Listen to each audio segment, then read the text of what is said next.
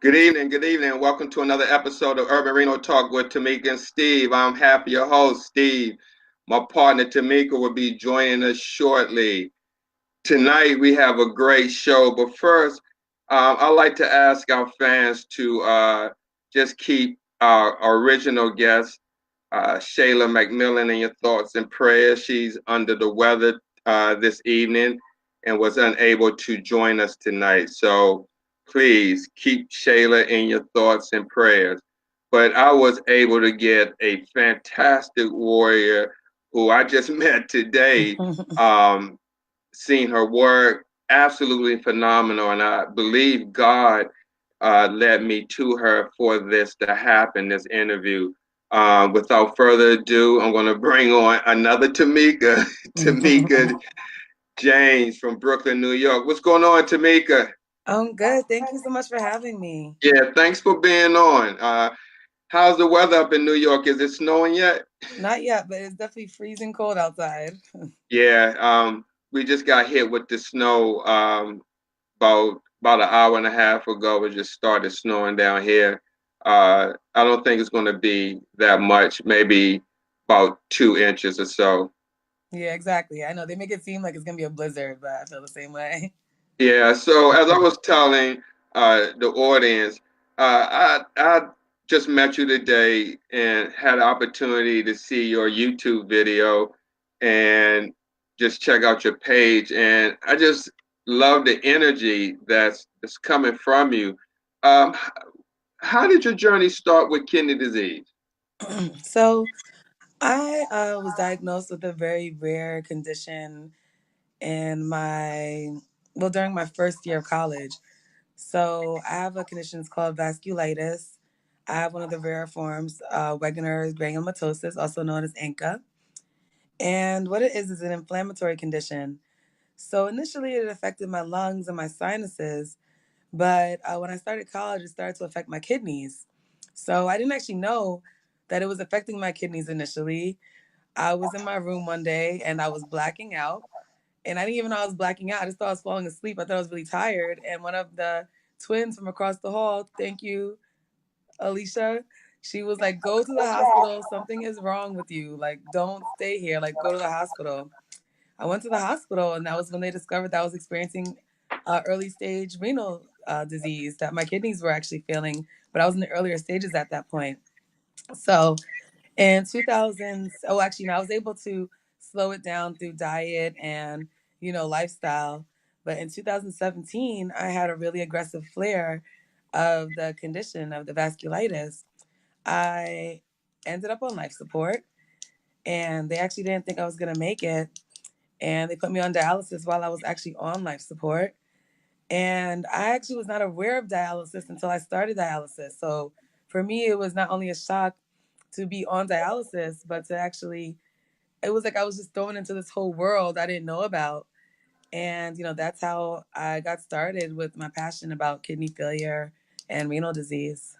Wow. So while you were out, they started the treatment. So when you woke up, you were on dialysis, and then pretty much from that point on, um, you stayed on dialysis.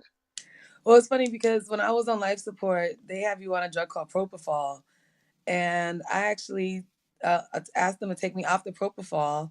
Well, I didn't ask them because I was intubated, but I wrote notes and I texted and I was saying, I was having strange dreams and I felt like I was floating away in my dreams. In my thigh, and then they moved to the port in my neck, and then we went to my chest, and then the fistula later on. Can you explain to the audience what exactly is vasculitis? So vasculitis is an inflammatory condition. So what it is essentially is your immune system begins to attack your organs, and it's almost like your body is self-destructing. So you get inflammation of the blood vessels, your blood vessels start to bleed. And what happened to me in 2017 is my lungs were literally filling with blood, and I was essentially suffocating because of it. How do one develop that condition?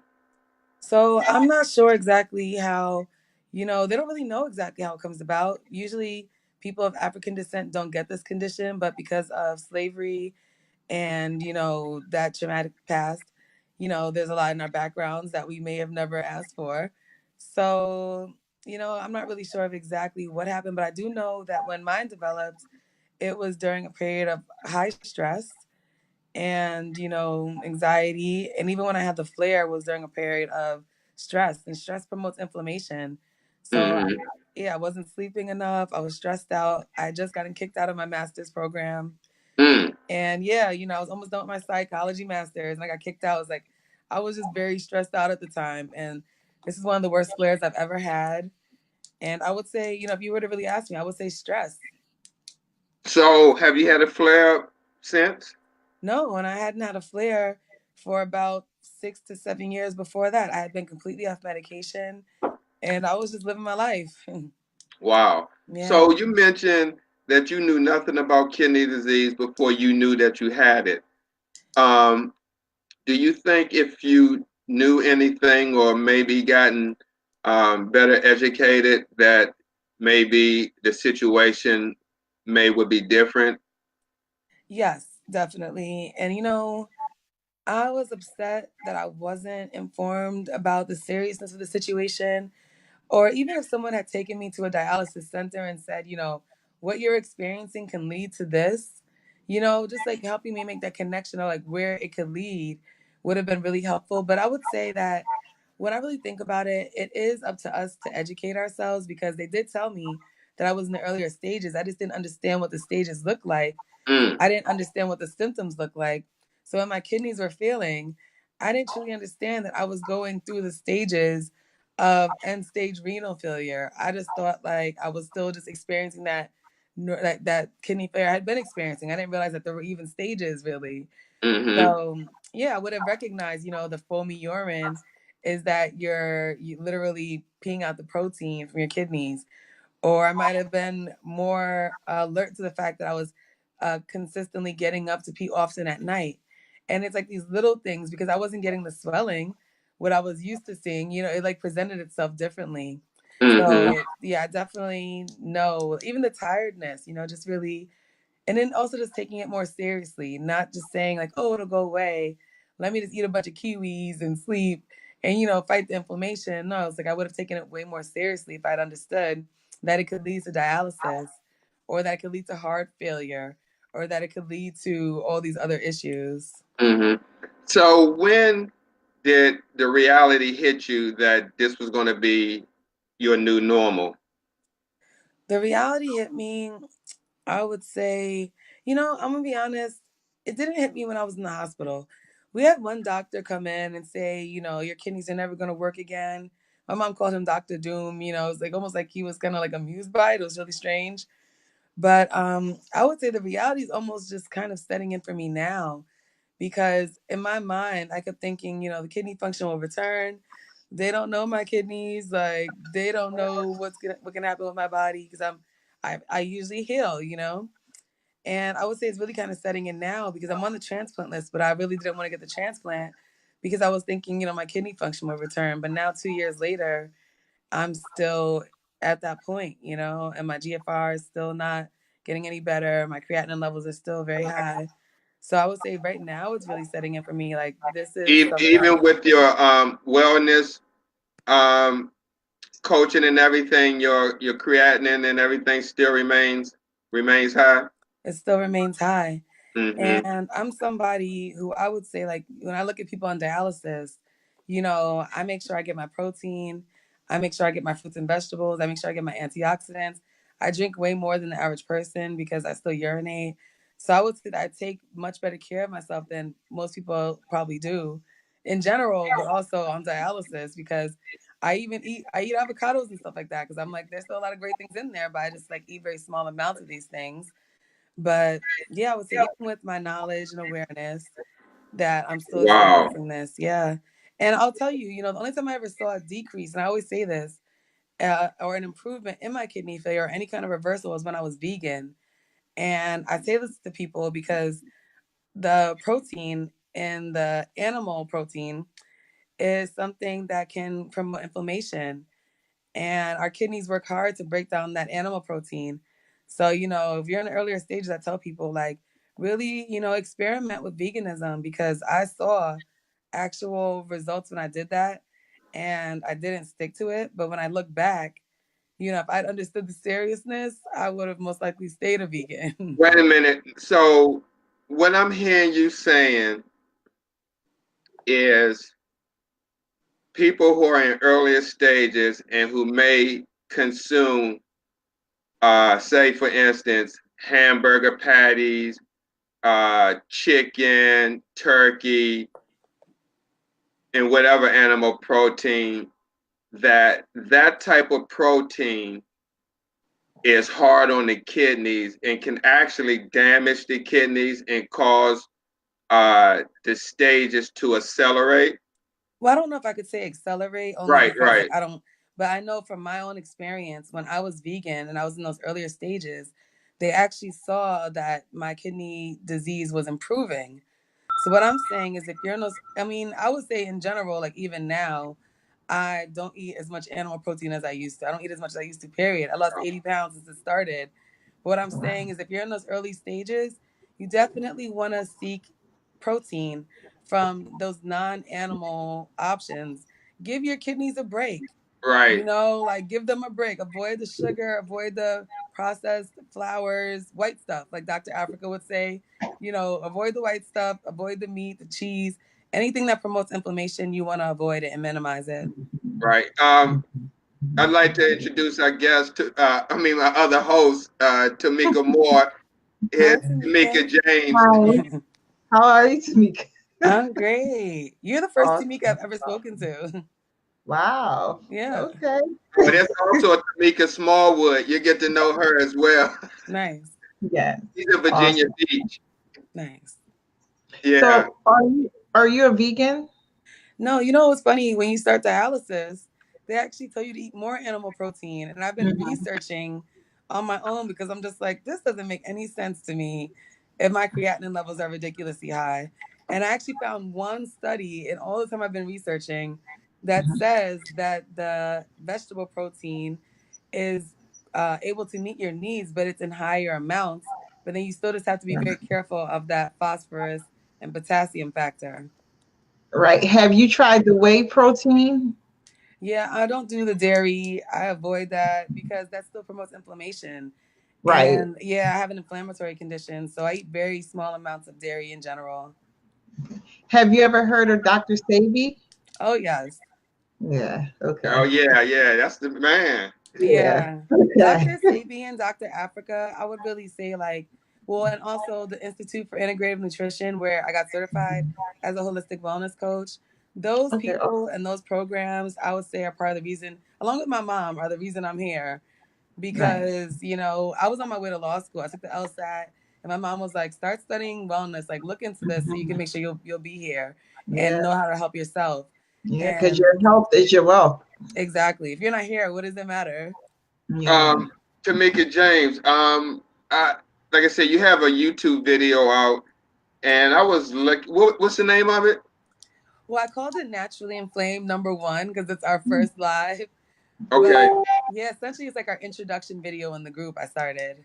Yeah, I was looking at that, and I just want to share with our audience because I thought this was kind of strange. You had mentioned you was told you shouldn't worry about. No, I'm sorry. From the dialysis unit, you had mentioned at the dialysis unit, you were told you shouldn't worry about making other streams of income. You was told that from a dialysis personnel. Oh yeah. So let me tell you what happens in the dialysis. Yes. So at the unit I was at before this one, I was told by staff because I was telling them, I have my own business, and I was saying, I wanted to like grow my business, and they were like, "You're sick." Like someone literally told me I was sick. They were like, "You're sick, and you need to just do dialysis, and that's your life now." And I was like, no, like that's not my life. I will never accept that. And I'm still going to look to create options for myself because at the end of the day, dialysis was not always available to the public. It was not always covered by Medicare or, Medicaid. And let's say that, the political structure were to decide they're taking away that coverage. people would literally die within weeks, days. So Mhm. I do not ever want to put myself in a situation where I'm completely dependent on any system, no matter what Right. my health situation is. Right. But they should have encouraged you, like, even though you're sick, they should have encouraged you, like, okay, you still could do your business. Okay, don't put a strain on yourself. Still Absolutely. continue. You know, they could have just rearranged the words, not like you're sick, you can't do nothing, sit down, get the SSI check. You know, Yeah. You know what I that's think crazy. too? Like, I realized something I've learned through this experience is that a lot of people are physically healthy but mentally ill. So Mm. when I speak to people, I Mhm. don't so much focus on what their situation is, but I listen to what they say and I watch what they do, and I still do Mhm. what makes sense to me. Right. So, a lot of people are very comfortable sitting back and just getting a disability check. I'm somebody who's used to working. I've been working since I was a little girl, my family's businesses. I've been working most of my life. So, I'll never be someone who's comfortable sitting back and doing nothing and, just doing dialysis. Like, that could never be my life. I'd be depressed. Right. Yeah. What's the point?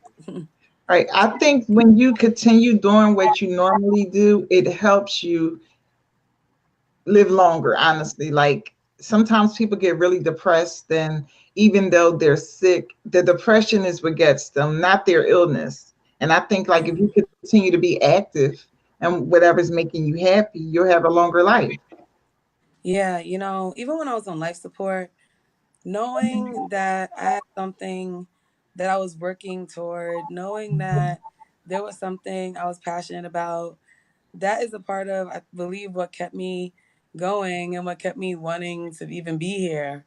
Right. Because a lot of people don't know life support is something that is mentally exhausting. Mhm. The ability to even like stay in one spot for that long, to not know what's going to happen with you, like it is mentally exhausting. And in my mind, it was like I knew that there was still work for me to do. And, it's like you need something to look forward to.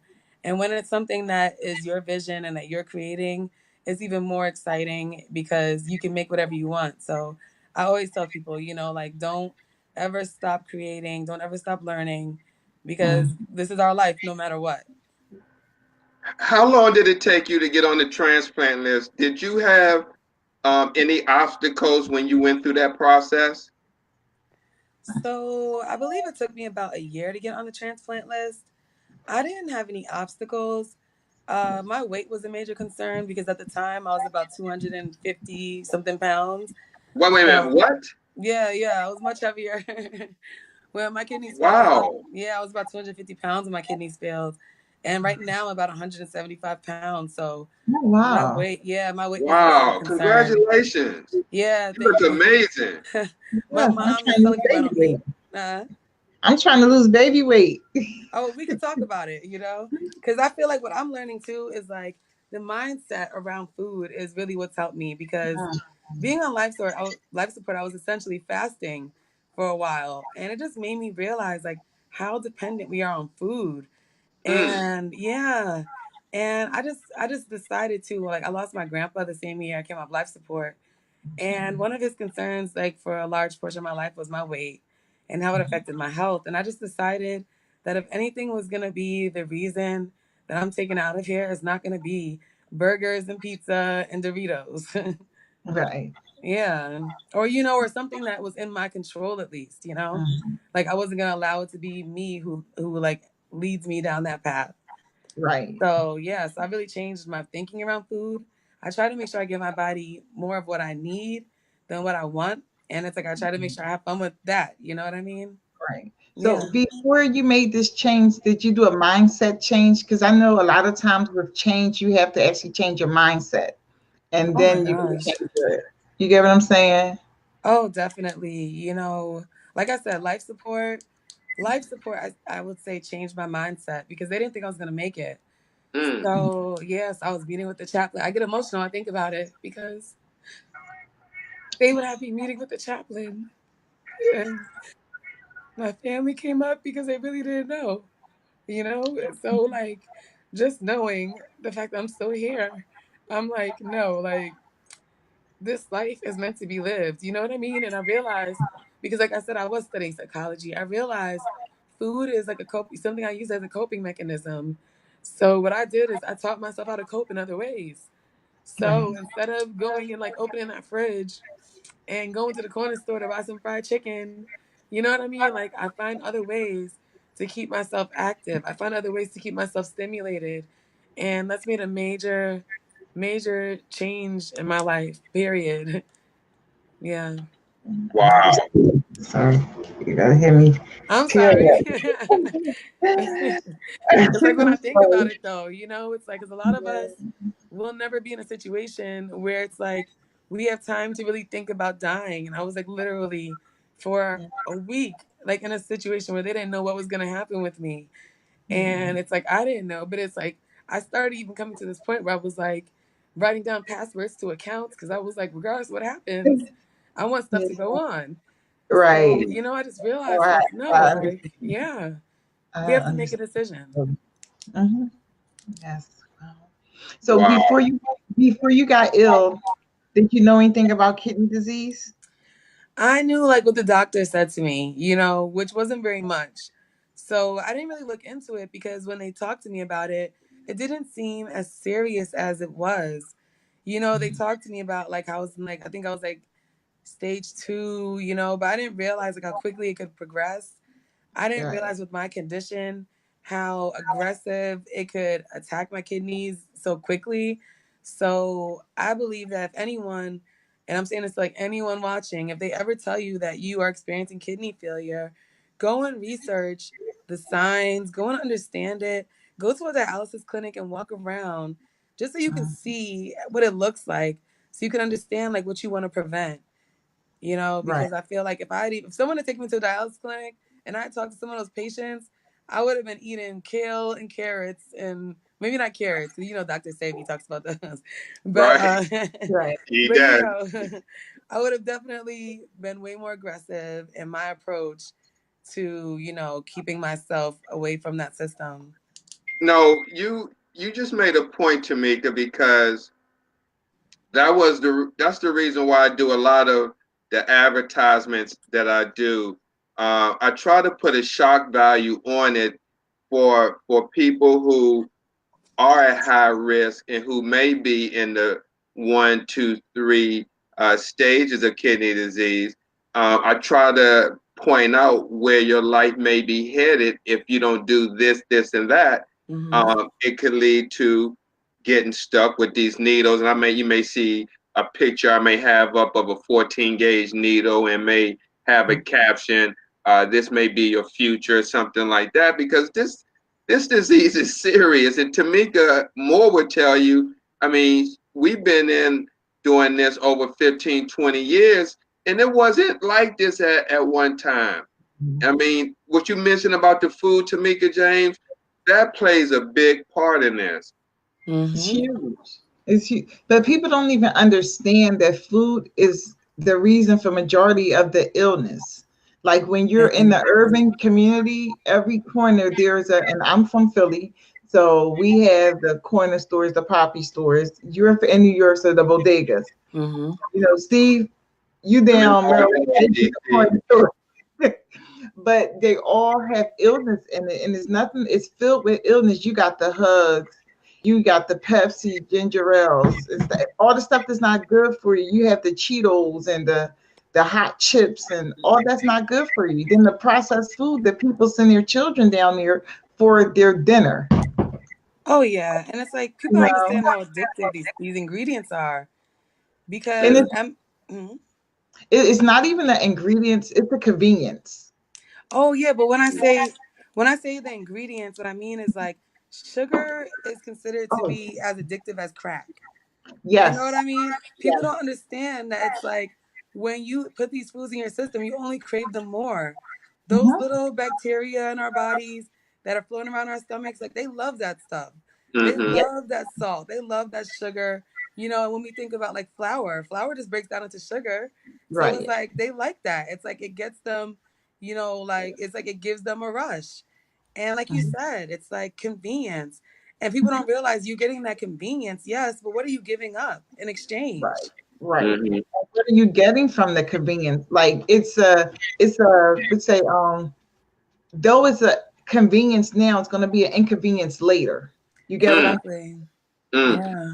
So, Tamika, what led you to be a health and wellness coach as well as a kidney coach? So I started the health and wellness coaching out of college. I went to the Institute for Integrative Nutrition.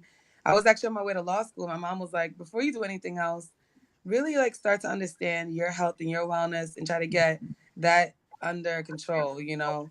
So I started studying and I just like got really into it because I was just like, I saw the results in myself because I actually saw my health improving. You know, I wasn't always tired. You know, I just felt much better. I was able to get off my medications, which most people with my condition are not able to do. Most people are always on medication with vasculitis or with Wegener's ANCA. So from there, I actually became a kidney and health coach within the last week because my mom was like, "You need to get on Facebook and talk to people. You know, don't be isolated. Actually, share. You know, like learn from these other people."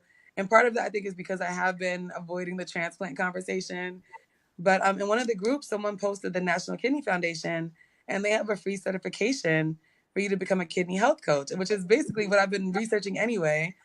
So I went and got that certification, and you know, I just started a Facebook group, but I was always offering free support to people. I always offer free support to people with chronic illnesses, but in general, I offer a lot of free support because I'm like, why not? It's information, Yeah. time. You know, it's like I have both of those. You know, so I would say it was just a realization of how most people won't take the time to understand these things and how just having someone support you, share with you, even mildly harass you can make such a major difference in outcomes.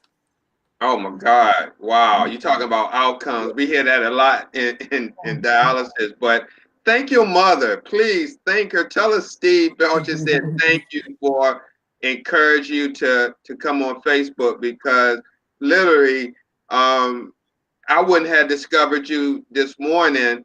And just the way how events unfolded, I truly believe it was God's Mhm. purpose for that to happen.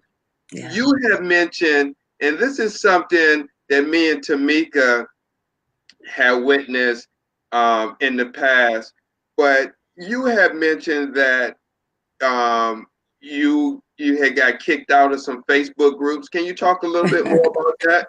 Yes, I actually got contacted by another admin actually earlier today. But I guess I posted that, you know, who I was. And I was like, I started a Facebook group for people who were on dialysis or people who have gotten kidney transplants to explore creating income options for themselves. A lot of people don't know this, but when you get a transplant, they only usually cover the medication for the first 36 months after your transplant. Those, Speak. yes. So after those 36 months, you could be paying what I found up to $17,000 a year for your medication. Mhm. So I don't know what everyone else's money looks like, and I don't like to assume what anyone earns, but most people don't have $17,000 sitting around to spend on medication. So now with dialysis, a lot of people don't know this, but dialysis was not always covered by Medicare or Medicaid. And in some states, it's not fully covered either way. And to be honest, you're not able to travel freely when you're on dialysis because if I leave New York and I do dialysis, they cover 80%, but 20% is still left. And that 20% adds up very quickly. Mm. So you could be left with a huge bill. So I Right. created. Hmm? I'm sorry. Go ahead. Oh yes, I created this group because I'm like, we need to create income options for ourselves. I had joined a bunch of groups, but I didn't see anyone talking about that financial aspect of the struggle.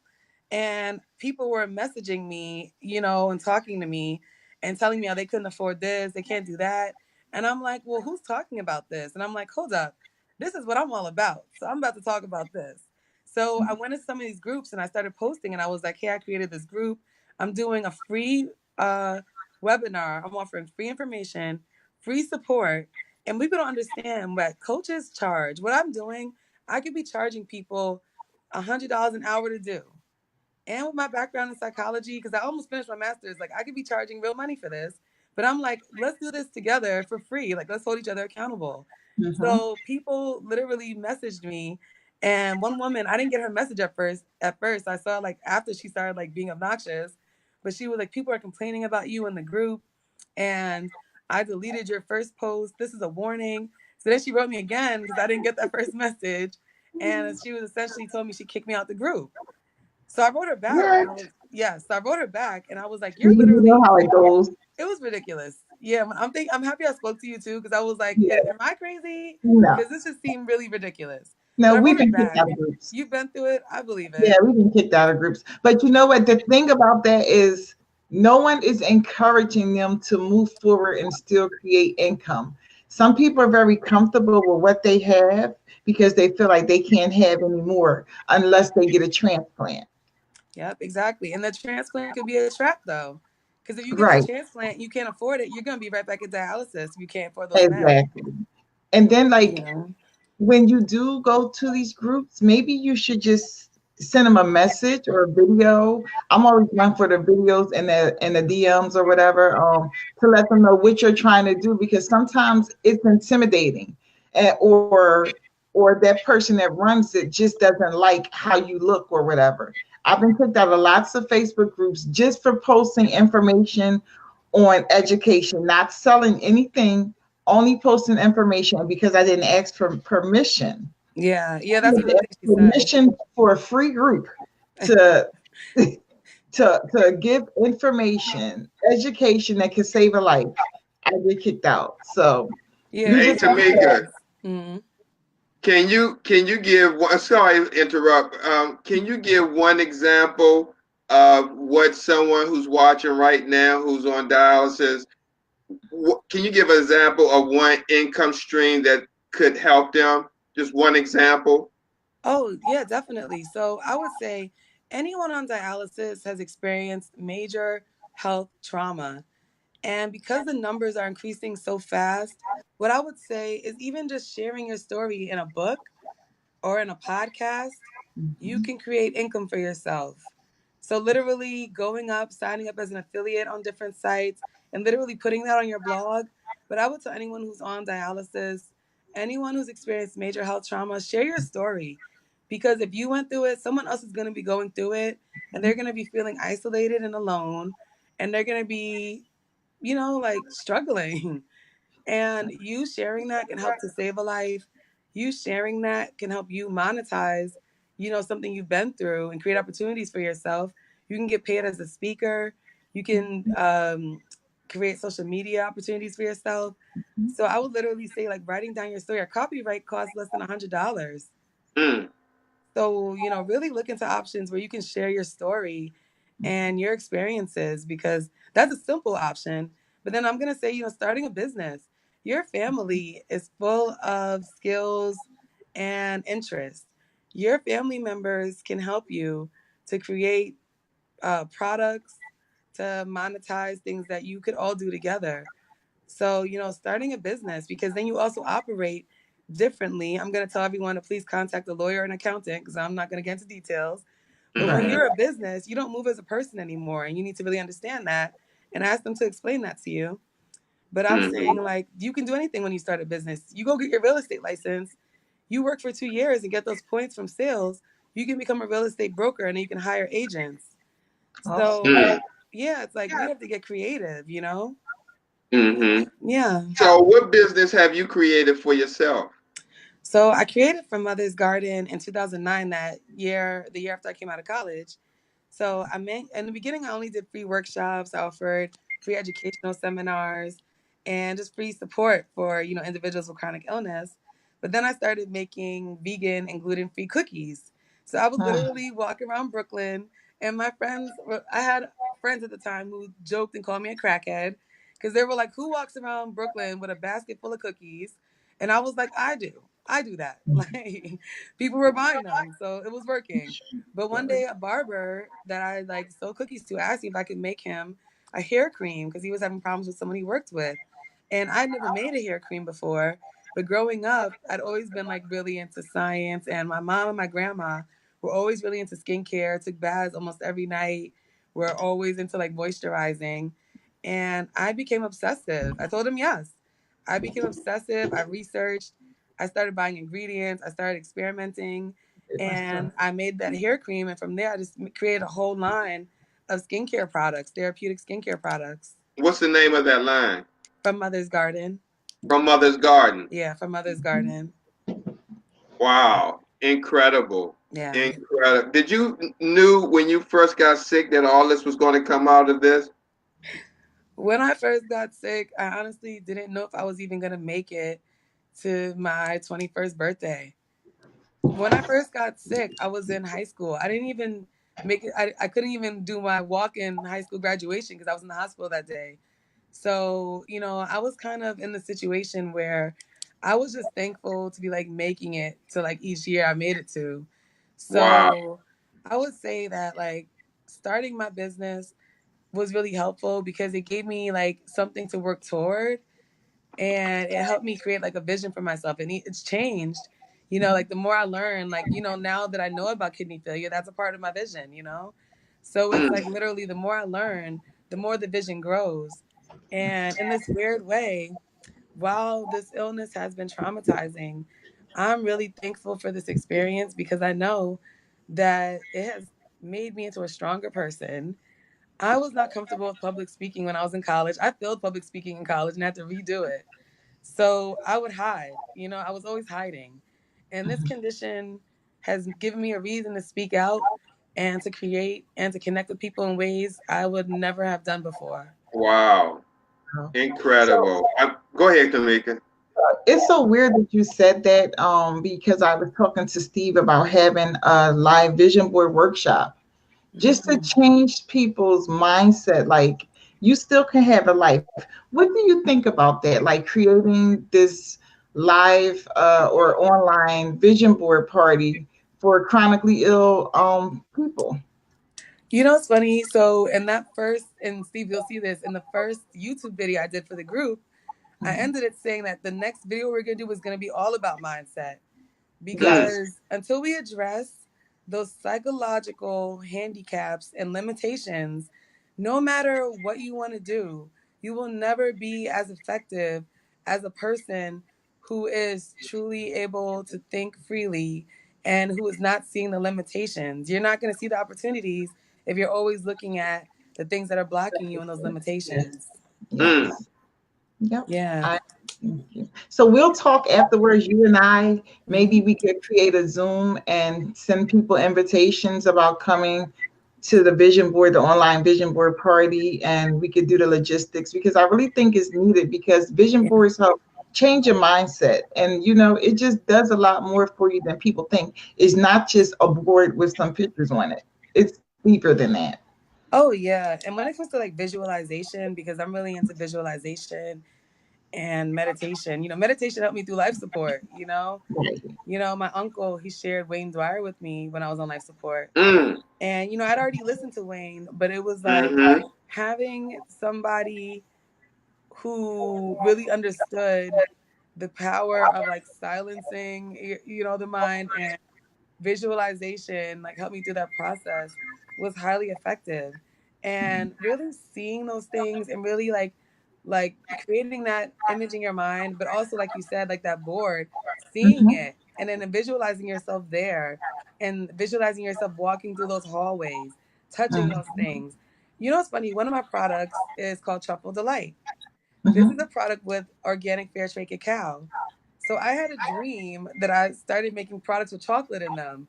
I had no products with chocolate in them at that time. I woke up from that dream and worked on creating this product. I just literally had some fair trade cacao and started mixing, mixing, mixing. I didn't sleep for that whole 24 hours because I was remaking, and I came up with a whole line of products from that dream. So I would say Mm, the mind is one of the most powerful things that we have. Even when Yes. it comes to my kidneys, when people tell me they're going to pray for me, I'm like, all right, if you're going to pray for me, you need to get specific. I want you Yes. to pray and see those nephrons firing. I want you to Mhm. see like those connections going back together. I want you to see that urine flowing.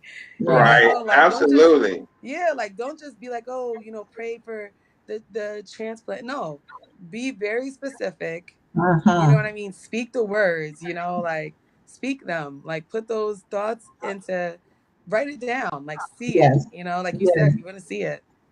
Yes. Wow. At the clinic that you go to, and I know you're in New York City, and I know there's a lot of facilities up there. Um, is there any shortage of staff or anything like that? Almost every single clinic I've been to has been short staffed. So, yes, definitely there Mm, is. And what's scary is that most people don't realize, but there's supposed to be like a certain ratio of staff to patients.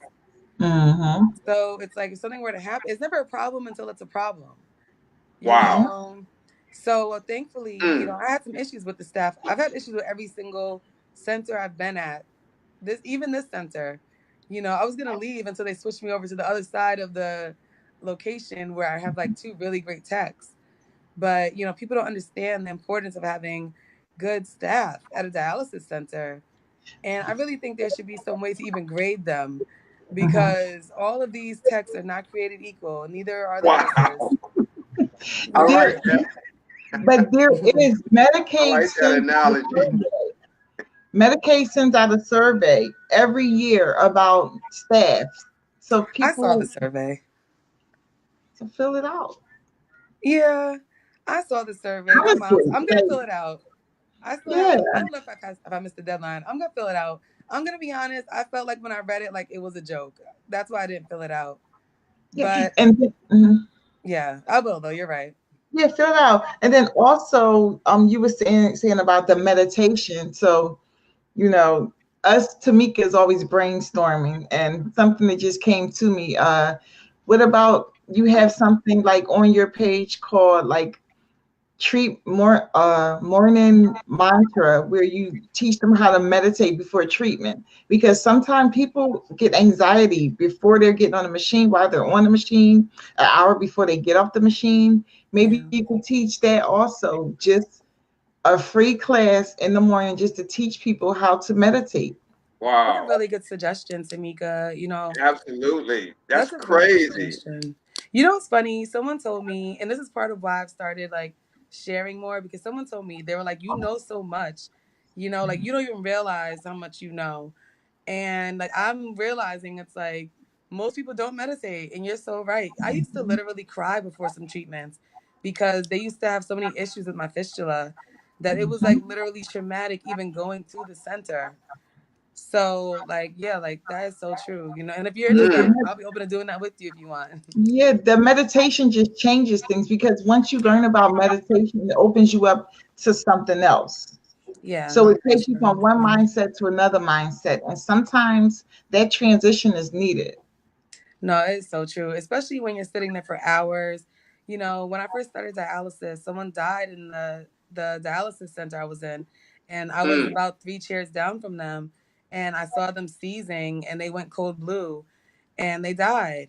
And like I went and I got into the car with my mom, and it's like I literally just started sobbing Mhm. because it was like the realization that you could literally die, you know, No, and absolutely. yeah, That's a very traumatic situation, not from patient standpoint, but also from staff as well. yes. Um, Especially if you're working with staff that don't know what they're doing, and when, excuse my language, but when the shit hits the fan, um, they're just Yeah. standing there like deers in a headlight, and that makes me mad because we have people coming in dialysis this very second that are training these millennials, and I hate to say it like that, but they're on their cell phones, they're not paying attention, they're not being mindful of the treatment. I mean, in some places people are taking it as a joke,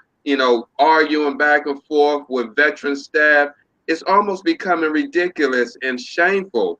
And people don't realize that more clinics are being built. And where they going to get the people from? Because the people like me and Tamika, we're getting older. We're kind of phasing out of this. And so you got to think about the youngsters who's coming up doing dialysis now. I mean, this you got to be mindful. And just like you said, Tamika James, you just got to take charge of your health and know what's going on so you can stay in front of the game, especially this day and time.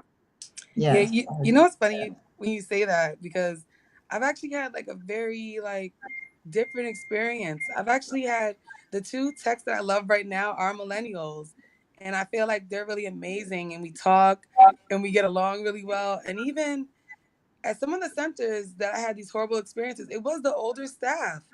And I Mm, found that they thought they knew what they were doing. And it was like they wouldn't even listen to me because they had this mindset of like, you you're don't know what right. you're talking Tell about. me what You're I was right. just going to say that. So I can see Yeah. where you try to redirect them, and I use the word redirect. They're taking it as you're trying to tell them what to do. Yeah. They're like, And I know better. there's a difference because this is my life. Though this is your job, this is Absolutely. my life. So I need to Exactly. redirect what you think you know and make it work for me, not what you think you need to work for me. Exactly. And I think that is like something where there needs to be like some kind of psychological training they have to go through, all of the staff, Mm, because what I've had staff be very obnoxious with me. I've had them lie when they infiltrate me and try to blame it on me and then tell mm, me that my arm looked like that when I got there. I'm like, my arm was not swollen and blue when I got here. I know what my mm, arms look like.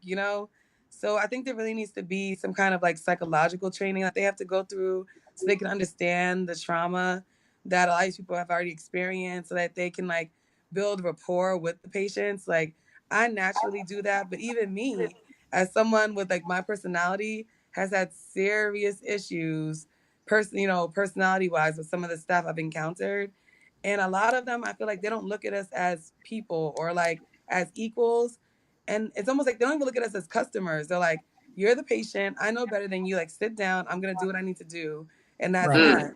And I'm Right. like, "No, yeah." I'm like, "I'm a customer. If I'm not here, you don't get paid. So you need to really Right. like treat me as a paying customer."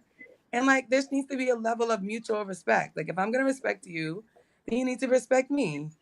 Right. And I do agree with you because some of the older technical staff and nurses sometimes can get a little above themselves, Yeah. where they don't look at the patient as if the patient knows what they're talking about. It's the patient. I need to go to break, have a seat. I got to go do something. I need you to have a seat so I can put these needles in your arms. You don't know what you're talking about. Instead of listen to what the patient is saying, because it's your body on this machine. It's not my body. And I'm a tech. And I listen to my patients. I sit there and I listen and I hear them and I try to work together, try to compromise what I know and what they know, and try Yes. to put it together and say, okay, well, this is going to be our treatment because I still have to do my job accordingly to your prescription.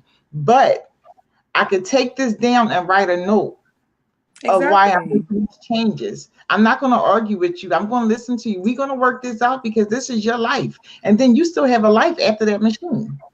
Oh my gosh. When I came to this center, they were running me at the speed of 450. I was getting That's too high. migraines. I was vomiting. I'm like, and the doctor, the guy, because I'm really annoyed about it still. He tried to start me on a blood pressure med that also was like a pain medicine. And I'm like, no, like, I'm not someone who gets migraines. Something is wrong. Slow down the speed at which you're running me. They slow down the speed. Migraines gone. I haven't had a single one since. So it's Mhm. like we need to like research like things that help us, what's not working, and not be so quick to just believe a doctor and just take their medicine that they prescribe. Like speak up for yourself. And I tell people like we as Mm. patients have to speak up for ourselves. If I didn't Yes. speak up for myself on Question. life support, yeah, I wouldn't be here talking to you if I hadn't spoken up for myself on life support. My Yes. breathing tubes were always clogged. I would have probably suffocated. So Mm. it's like we have to speak up and advocate for ourselves. Wow, you're a tough cookie. You saying on life support you was advocating for yourself. Listen, my mom and my brother, the people who visited, like they'll tell you, I do not play. Okay. Wow. Doctors came in the room. I was writing notes. My mom gave me a notebook, and I still have the notebook. I was writing notes like, "Who are you? What are you doing?" Mhm. They tried to give me insulin when I was on life support. I don't have diabetes. I told them I'm Mm. not taking insulin. I was like, "Give me food." They hadn't fed me in days. No call, Exactly. So it's like we Exactly. have to really really speak up for ourselves. This experience has really shown me that if you're silent, people will kill you, literally Mm. kill you, and Now no let one me will know ask you, why. do you see compared to what you're doing with your health, do you see a lot of patients at your facility um, going the opposite way as far as their health? I don't want to say declining, but just not doing what they're supposed to do. Do you see the after effects of that? Many Oh warriors at man. your facility. It's really sad, being on dialysis. When I look around and when I see the people like, I would say I'm one of the healthiest looking people I've seen on dialysis. Most people are drained. Most people have a hard time walking after. They're walking slow. Like, most people go home and go to sleep after dialysis. I'd still go and do things usually, unless there's like an issue. Like, I'm still like up doing things. So I would say yes. It's like a lot of people have issues with their blood pressure and they can't get it under control. Like my doctor was gonna put me on multiple meds when I had that issue. Instead, I was like, why don't we just do it where we like split up the prescription, like just like I take two at this time, two at this time, two at this time. My blood pressure's under control now. So it's Yes. like we have to really research, understand what we're experiencing and what's best for us when it comes to diet. We have to make sure we get enough protein.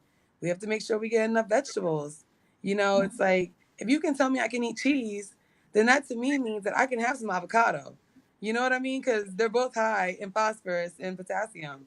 So it's Mhm. like we have to really ask questions, like demand things that make sense for us, and like speak up if there's a problem. Right. I Mm. have a question. Damn it. I'm sorry. I forgot. It'll come back. I'm human. Yeah. Damn Wow. it. I mean, you just gave out a lot of great information. I mean, a lot of nuggets, jewels, and that information that you shared. Um, what what contribute to your well-being right now? You think played a pivotal part in you, far as your skin looking, clear. You're not drained. You're doing things after dialysis. What has been the pivotal point that helped you achieve that? I would say a strong support system is so essential when you're going through this. My mom has been my like I would say like that's like my bestie now, like it's brought us so much closer. But just having someone that you can talk to, having someone who understands with you. So she holds me accountable. So it's like she believes I'm not eating enough. I might not be eating as much as I used to, but like I make sure I get those vitamins and minerals. Like I eat blueberries, I eat my greens. I drink non-caffeine green tea.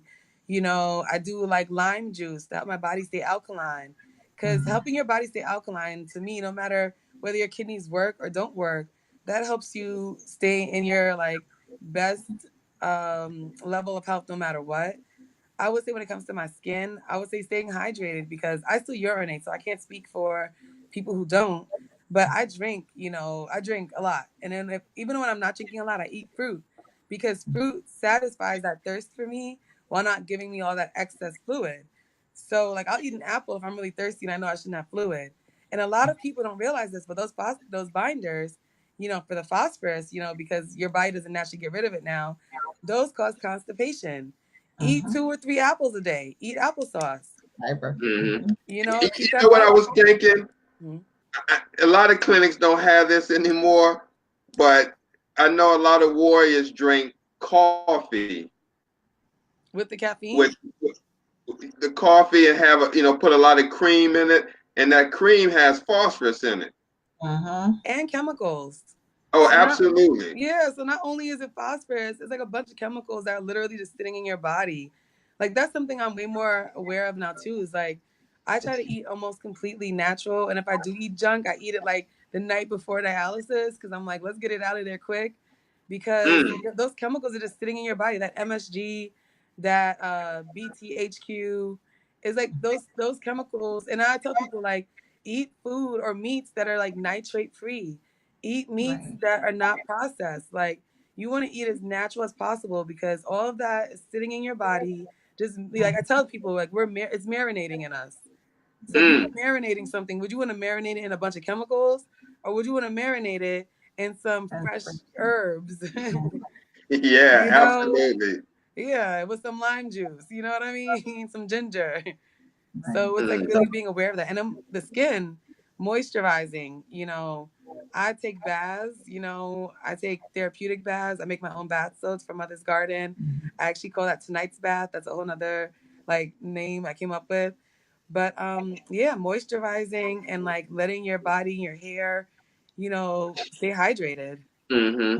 Hmm. Do you have lotion for kidney warriors? Because of dry skin happens to be a common symptom with kidney disease. Oh my gosh. So when I started, my skin was so dry. My feet would literally get like cracked, and I moisturize a lot. So what I did was I increased the baths. But what I also did, I've actually brought one of my lip balms to like so you can see it. I have a full line. I love it. Thank you. I designed the labels myself, but I have a full line of skincare. I have lip creams, body cream, soap, the bath soak, and hair cream. And I would say that you want to choose products in general, even if you don't choose from Mother's Garden. The itching of the skin, you want to choose products that can soothe your skin. So you want something that may have eucalyptus, Mhm. rosemary, peppermint. And I tell people, something people don't realize, but clove is a natural painkiller. So it's actually used in many places for toothaches. It contains something called eugenol, but it's also very similar to the ingredient in topical painkillers that are used when people are getting needles done. I wrote the name down, benzocaine. So it's actually very similar to the ingredient in benzocaine that makes Hmm. catechol. So I have an herbal touch cream. It comes in the regular lip balm. It also comes in the 1 ounce option, and it has clove. It has helichrysum, which is a natural anti-inflammatory, full of antioxidants. So it's anti-aging. So people don't realize when your skin's being dried out, it also wrinkles faster. So not only are you losing that moisture, it's like you're literally wrinkling faster too. So you look aged. And Mm. it's like, yeah, yeah. So it actually makes you look older. So you want to always choose things, antioxidants, anti-inflammatories, and things that are like soothing and, refreshing. Show that lip balm one more time. Yeah, this is the coldest. It's organic, all natural. And this one has rosemary, tea tree, and peppermint along with eucalyptus. Oh wow, okay. Yeah, so this one, I call it the coldest because when you put it on, it is like a breath of fresh air. So you can put this on your Wow. feet. Yeah, I put it all over my body. And again, like I said, that cocoa option, the truffle delight, Mhm. that people don't know this, but cacao is actually a natural anti-inflammatory. It Mhm. actually helps people with eczema. It's great for diaper rash. It's also great for people who are going through chemo treatments. So you want to really choose options that are always anti-inflammatory. So Yes. like, yeah, So can I ask you what type of deodorant that you use? Because I always talk to my patients about natural products. I even have a skincare line, but it's nothing like yours. yeah, It's just some little homemade stuff that I did to try to help my patients out. But okay. So what I actually type make a of deodorant. you make your own? Awesome. Yeah, it's Wait a called minute. In Your Hold on. Let's Pits. see that. Yeah, it's Yes. called In Your Yes. Pits. Yes. Yes. And I Put it up tell one more them time. it's It's called called In Your Pits. Your Yeah. Pit. I love the name. And I always try to tell them like you want to do everything paraben free, sulfates free. You want all that because if your body can't excrete toxins, why are you continue to putting toxins in there? It doesn't make sense. So Yes. lessen the toxins. Lessen the toxins. Everything you put on you goes in you. So just think about Exactly. that. I always try to tell my patients that. Yeah, and like you said, Please throw your deodorant again so they can stop yeah. using Swab, Dove, all those other ones. Stop using those uh types of Because it deodorant got because aluminum in it. yes it does. Yeah. Back And in it's the not day, needed. no, back in the day they used to do tests for aluminum, but some reason they stopped. The dialysis unit used to do tests for aluminum. You remember that, Steve? Yeah. You had a blue top tube or whatever, but they stopped doing it. I'm not sure if they don't care or whatever, but all that deodorant does is add more aluminum in them. Yeah, and then let's also talk about fragrance because people don't realize, but a lot of these fragrances are toxic. So Yes. people are Mm. spraying it all over themselves. It's in their products. And Mhm. like you said, those toxins are literally marinating in your body. Exactly. And you wonder why your skin is turning colors. All that you have to think of not just what you're eating, but what you're putting on your body. What Toxin type of free. deodorant, what type of lotion. If you're using Johnson baby lotion, because you want to smell like a baby or whatever. Those are all toxins that you're putting in your body, and your body can't excrete them, so they're going to build up. Yeah. And I tell people too, like, research the ingredients Hmm. because if you're using something, it's like literally people are buying products that say that they moisturize, and then these products contain ingredients that dry out your skin. So you're literally in this cycle of constantly applying it, and you're wondering why your skin is always dry because they make them that way. So I Right. They tell use people too, alcohol. exactly. So They I put tell people, alcohol. yeah, And or even petroleum like, jelly is not good for you, but patients still want to use petroleum jelly. Do not use it. It's the skin barrier. It's not doing anything. It's so-called protecting your skin, but it's not. It's a chemical. Mm. exactly, it's just Well, mineral oil. petroleum jelly is just like what it says. It's made from petroleum, and they use petroleum in like airplane petroleum. So Mhm. that clogs your pores as well. Yep, Right. exactly. But Steve, if they don't know this, like this is what they've been using. Your grandma used petroleum jelly on her face and stuff like that. So of course you're going to do it, but not knowing that it's nothing but a toxin. Mm, And mm, if mm. Yeah. your kidneys are not functioning, even if your kidneys are functioning, you need to limit as many toxins as possible that you're putting in your body, because all you're doing is creating illness. Yeah. Oh, let me put your website up there again. Somebody asked Okay. for it. Yeah, thank you. And I tell people, don't buy from brands that are willing to poison you. Yes. You know, if a brand has the option of providing you with a product that is natural and good for you and they choose to poison you instead, don't give them your money Yeah. because they're literally Mhm. telling you they don't care about you. So don't care about them. Don't provide Right, them with your income. absolutely. Yeah. Wow. We ran over our time, but I mean that's a good thing because I mean you definitely putting out some great information. But what I wanted to ask, what is someone watching the show right now and they just found out they had kidney disease or they may have to start dialysis next year? That's what their doctor told them. What kind of words of encouragement based on what you went through could you tell them? I would tell them that kidney disease is not the end of your life and that you still have a full life ahead of you and there's still amazing things that they can do. And I would just let them know that it is going to be difficult. It is going to be frustrating. You are going to experience, changes, major life changes. But I would say that they have to get creative and that there's opportunity in every difficulty. And if they look for that, they can still create amazing options for themselves and those around them no matter what. Awesome. Wow. Are you available if someone wanted to work with you or wanted to, reach out to you to, get more inspiration or follow you or just seeing what you're doing to kind of adapt Right. that type of lifestyle in their life? How would they be able to reach you? So yeah, on I social know from media, mothersgarden.com, right? yeah, from mothersgarden.com, they can actually sign up for a free 20-minute consultation. Awesome. So yeah, I'll do those, we could do those. They can set that up with me. And on social media, you can find me at Naturally Inflamed. That is my page for inflammation and chronic illness awareness and support. For Mother's Garden, that's my natural skincare, holistic wellness. I also have a podcast called A Crazy Dream. And at A Crazy Awesome. Dream, yeah, they are focused on, entrepreneurship and finding balance and really motivation. So, any of those places. And then, of course, in my Facebook group, which I'm going to promote here. Go ahead. you Oh, have to, absolutely. thank What you. is It's, it? it's Naturally Inflamed and it's Enterprising Dialysis Recipients. I love So, it. thank you. I love that name. Thank you. So yeah, any of those Wow. places. And in the group, I provide support. You can private message me. I respond to people the same day. So it's like literally like I'm kind of on call for you. I'm gonna be doing one seminar each week. Our next one is gonna be mindset. Tamika, we could talk about, like working together on that too. I'm really open. Yeah, Sure. and then the one after that. Hmm? So do you have to have kidney disease or have a transplant to join the group? Because I want to join the group. Yeah, no, I'm even I saying for want to like join the group. caretakers. Yeah. Because, caretakers go through a lot with us. Like I told my mom, like watching what she's gone through, what my family's gone through with me going through this. Like, it's changed all of us. So, It does. I say that just because that's who I'm targeting.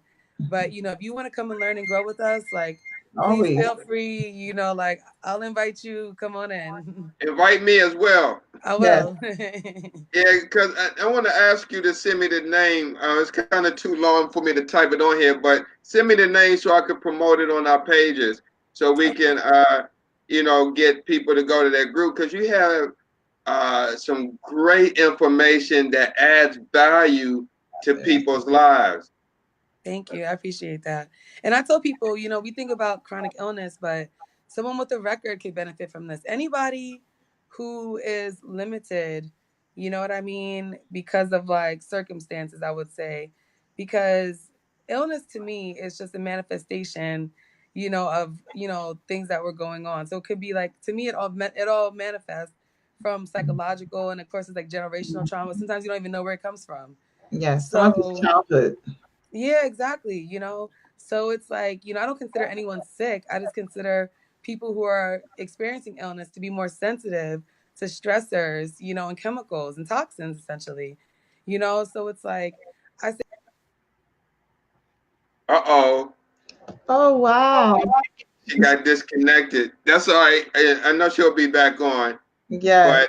But when she do, before Tamika James come back on, we would just like to share with the audience that February the 1st, we will be deactivating Urban Renal Talk with Tamika and Steve and Sunday Morning Transplant Coffee Talk Facebook pages and moving both shows under one umbrella to Urban Health Outreach Media, acronym U Home. So you'll be home watching the information, kidney disease awareness information. It's going to be nonstop. What you think about that, Tamika? I think that's awesome. It'll be like the Oprah network where we'll always have some type of education or information programming going on. So it's just not okay. Well, this is going on Tuesday. This is going on Thursday. There's always information. Once you come to the page, you're always learning. Right, absolutely, absolutely. Um, so I still see maybe her phone may have died because Yeah. she didn't come back up to the um, lobby section of our broadcast. So we'll give a couple more minutes to see if Tamika come back on. But if not, Tamika, she gave some great information. She dropped it on us. Also, if anyone have any ideas that we can add to our page, just please drop it below or inbox us. If you would like to volunteer to work with us, we need someone to schedule some of the viewers. I'm sorry, some of the interviewees. I'm sorry. So let us know. Yeah, absolutely. Of course, it's volunteer. We Yeah. grassroots. We We don't definitely have the money grassroots. yet. We don't have the money Right. yet. We gotta speak it into existence. Like any sponsors out Absolutely. there, that believe in our cause, come. Absolutely. So, um, We can let me even see. advertise her product on the page, Steve. Huh? We can even advertise her product on the page because a lot of patients are still using Dove and Suave and Degree and stuff like that, where they really need to stop using that stuff, but they don't know where to find the right products to use. Absolutely. Yeah, her phone may have died because I went straight to her her So, voicemail. oh, it was So that's okay. That's okay. We really enjoy the show with Tamika James, and we're going to get her back on here doing something because those health products, especially for kidney warriors, were very um, pertinent that she mentioned about. yes, and they really need it because they'll continue to use those products that's not good for them, especially because they don't know. Absolutely, absolutely. So, well, I don't think she'll be back on. We ran 15 minutes over. I enjoyed this particular show to me. Minute. Worth Huh? it was worth every minute. Oh, absolutely, absolutely. So we look forward to next week. We got the kidney disease education moment this Friday. I'm going to do an education seminar. I just left the paper on the topic that I'm going to talk about Friday, but it's going to be an excellent kidney disease topic, Tomorrow? most definitely. Tomorrow or next Friday? Tomorrow.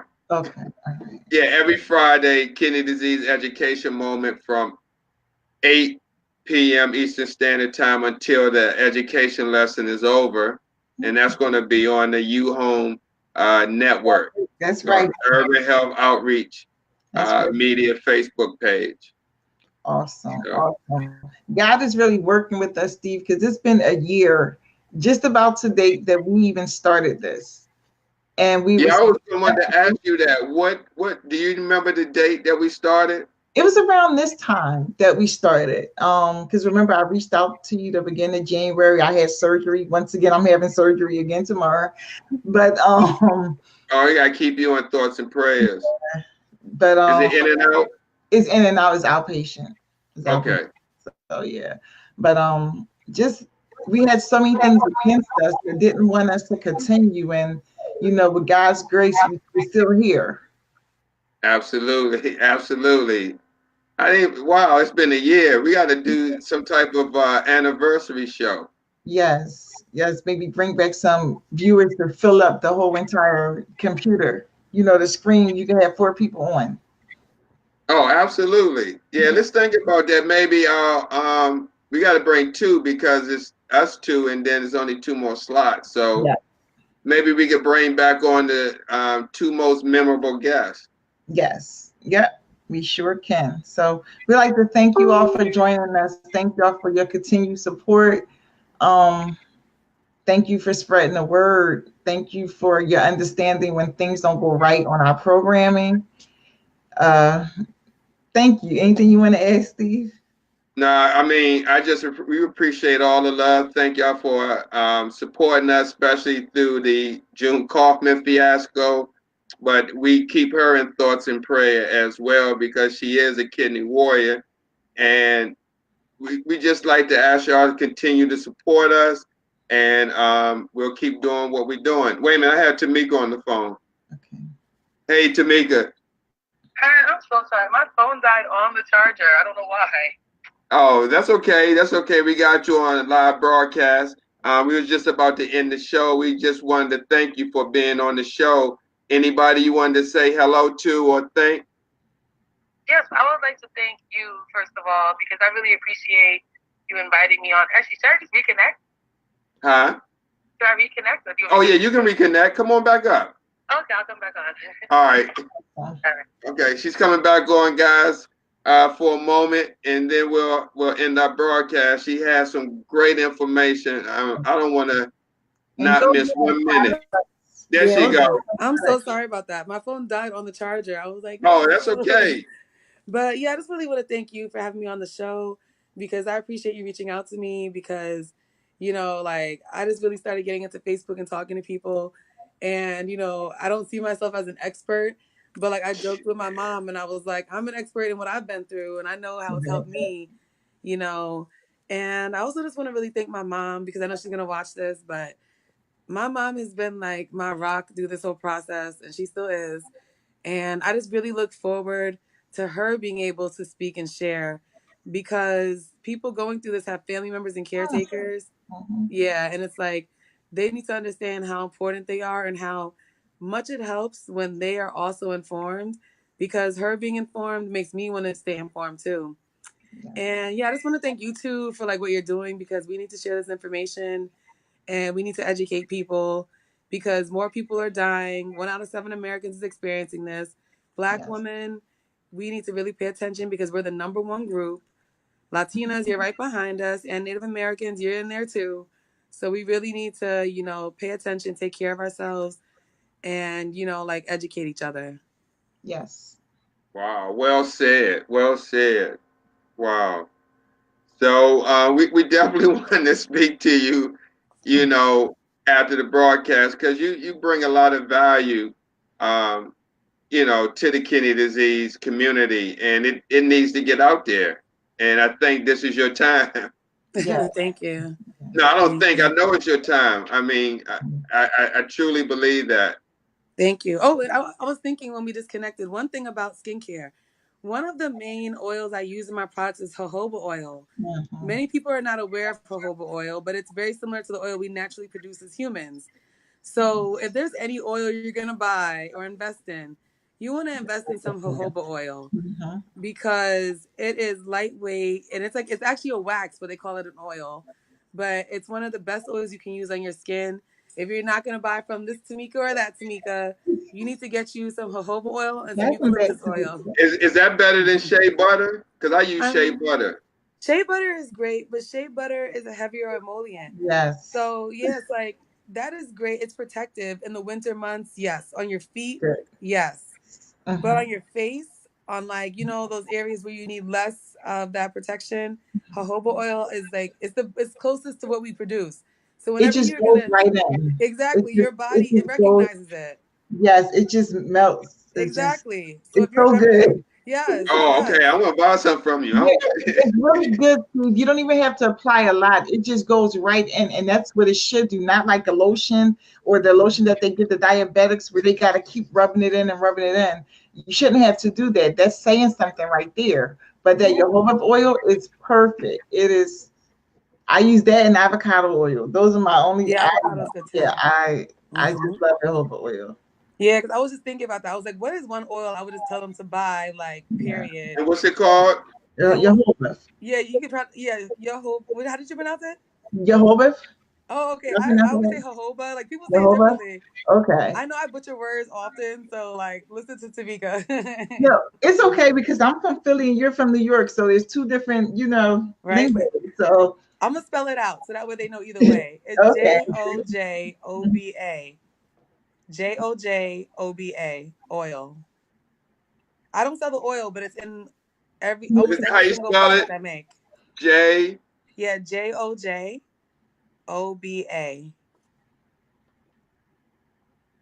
and Steve, put her website up there again. Like they Yeah. buy All right. her products. I'm still learning. One Yeah. day I will get to where she is. I have homemade stickers. Oh, we're gonna talk then, Tamika, because Yeah, I have homemade stickers. I started doing this because I ran out of money and I had surgery last year, and all I had was like $45 left on the food stamp card. And it was like, you know what? I'm going to Whole Foods and I'm going to make a product and I'm going to sell the product and I'm going to add some income into my house. And well, that's what I did. so I want you to check out the video I made because I talk about a website that where you can make labels. You can design your own labels. They have really well priced labels. Okay. Yeah, so no, definitely like we're gonna talk. Okay. Awesome. Yeah. Thank you. Mm-hmm. From Mother's Garden. Okay, got your website up there. Thank All you. right. Well, we definitely appreciate. I told Tamika it was probably your phone died because I tried to call you and it went straight to voicemail. I know. I was Oh, like, it's Steve, on the I have a charger. question. What's So that, Tamika? I have a question, just one more question for you. So we're starting the U Home Network, right? Would you like to join us with creating the program? Maybe the morning mantra where you teach meditation, and I all would you love need that. to be like pre-recorded or whatever, and you just load them. Because Facebook have the scheduler, so it's not like we're taking your time. We're just trying to make this somewhere where patients and families can come get informed and also grow. You know what's funny? I joke about telling adult bedtime stories and doing meditation CDs because of my voice. Mhm. So I would actually love to do that. That would be a lot of fun for me. Awesome. Awesome. Yeah, Great. We definitely. got someone Great. else. Welcome to the family. Yeah, yeah. Thank you. Welcome. Thank Yeah, you. absolutely. Yes, God is so good. He is so merciful and patient. Mhm. Thank you for having me. I really enjoyed this. You're Oh, welcome. thank you for Thank you taking your for time and coming. being on. I Yeah. Yes. mean, I know you had treatment today, and I mean, we really, truly appreciate you taking the time out because you had your treatment today, and most individuals probably be resting or just want to kind of decompress and have some time to themselves. But we honestly thank you for sharing your time. And we do this platform, but the people that we ask as a guest to come on the show, they have lives as well. But we just want them to able to share their story to help other warriors as well. And you have a lot of value to your story and what you do. Thank you. Yeah, I feel like I went through this for a reason. And one of the promises I made to myself on life support was that I was not going to leave here with all of this inside of me, and I started writing I never used to share my writing. And I started writing when I was on life support because I couldn't speak. Mm. And yeah, it's like, and I started sharing my writing after I came off life support. So, one of the things I really want to do before I leave this earth is like share as much as I can. So you ever think about putting that in the book, like the book called From the Mind of No Mind? It's funny. I have the notebook. I have Mhm. the actual notebook Wow. from life support, and I'm turning it into a book. So Okay. I've been writing that, and I'm actually working on a novel too. So yeah, Okay. definitely. Awesome. Yeah, Wow. 'cause I could just Yeah. see it like, from the mind, but your mind is going, whatever. I'm just always like, that's just me. I'm always thinking. Yeah. So, Yeah. One line I wrote when I was on life support is they want me to breathe, but I want to sleep. And that line really speaks out to me because they wanted me to breathe towards the end because they wanted to take me off of the ventilator, but I wanted to sleep because I was so tired. mm, And I'm like playing around with like something with that just because it like sums up so much of like what I was going through. that's the name of the book. It might be, They it feels want me kind of to long, but they want me to breathe, but I just want to sleep. The yeah, untold stories Wow. of life support, of being on yeah, life support. Wow. yeah. That's It might really crazy. be that. Yeah, Yeah, It's that's sending chills. if that's what you feel in your heart, yeah, then that's what you make it be, and then you just add that other line under it of what's it about, you know. yeah, yeah, yeah. Yeah, Because that line just just to speaks to me. answer, Vince and Aiken, we are going to possibly have live shows. Someone asked the question, are you still going to have live shows? And yes, we definitely are on that network, on the U Home network. Absolutely. I love So, that. all How? right, guys, we went over like a half an hour. Tamika, this is like the latest we ever, no, this is not Mhm.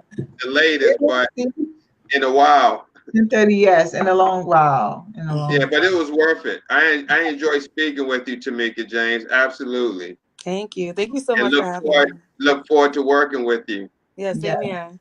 Thank you All so right.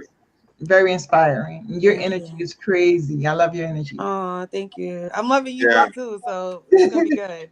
Yes, Yes. Well, have a nice night, and I will talk All to you right, yes. soon. Tamika. We'll definitely be in touch. I'll be in touch with you after the show. Okay. All All right. right. Take care. Thanks for All right. joining us. Thank All right. you.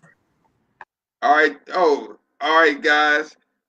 Thanks for joining us. I thought my partner was going to stay on, but she dipped off. So thanks for joining us. Oh, she's back on. Hold up. I'm back. You dipped off.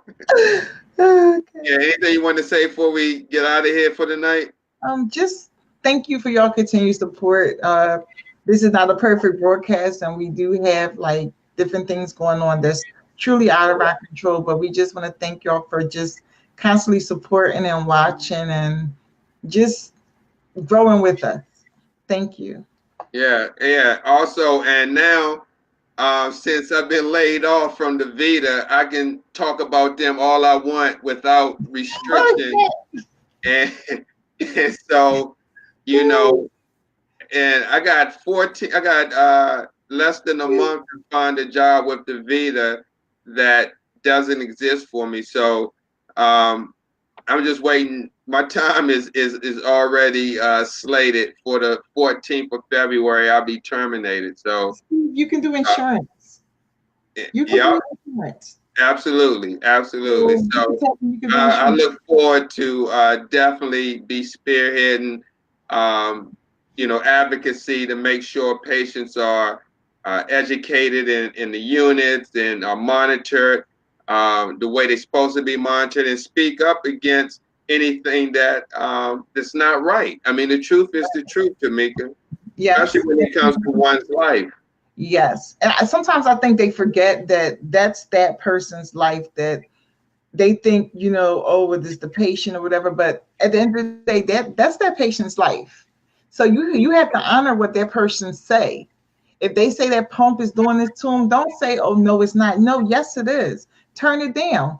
You're not gonna get fired for turning a pump down. You get what I'm saying? Yeah, absolutely. Don't treat Absolutely. them like a number. Treat them like your family or like the people that they are, and listen, because they know their body better than we do. I agree 100%, Tamika. All right, let's take it home. I'm getting hungry. Okay, you go ahead and eat. I Go get think you my can. stuff from the food pantry. No, I'm kidding. Okay. But, no, I'm kidding. But yeah, we enjoyed this show tonight. Thank y'all for tuning in, and we'll see you next week on Urban Reno Talk with Tamika and Steve. I'm Steve. And I'm Tamika, and hold up, Steve. You never have to get your food from the food pantry because if I got $5, you got $2.50. You hear me? Oh, okay, okay. Thank you. All right. Yeah. All All right. right. Good night. Good night, everyone. Bye bye. All right. Good night, everyone. Thanks for joining us. Bye bye.